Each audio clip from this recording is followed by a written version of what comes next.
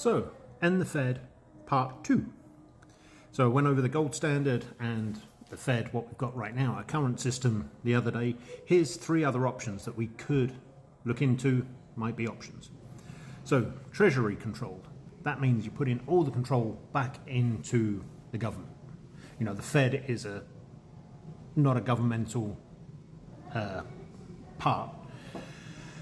If you put it to the Treasury, then it's all government. So, inflation control, and that's pretty weak. Crisis response, it's going to get politicized. So whoever's in power, whoever has control of the Treasury, is going to be in charge. So the opposition will always be attacking them. Never going to be the right decision. Whether it is or it isn't, one side of the fence or the other, it's always going to be attacked. Political risk, high, because of what I just said. Practicality, very risky. Anything to do with the government is swamped in red tape, so you know how that goes. So everyone is talking about crypto. They're saying this is going to be the new standard worldwide. It's going to push gold out.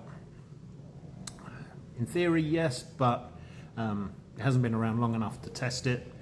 So inflation control could be strong in theory. Crisis response, we don't know. It's never been tested. Political risk, low, because it's not controlled by any party, and you know it's worldwide. Practicality, it's impractical right now because people need access to these crypto wallets. I know the government has one and it's been collecting for a long time, but it's still very impractical to get hold of this. What about free banking?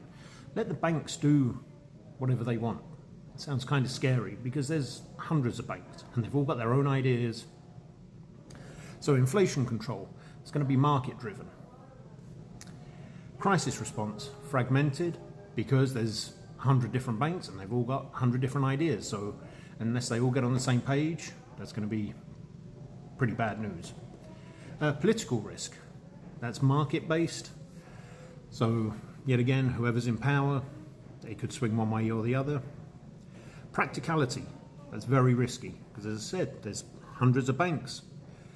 So how do you get them all on the same page, working the same thing? So hope you enjoyed that overview. I'll go through each of those systems a bit more in depth in the coming weeks. Thanks. Bye.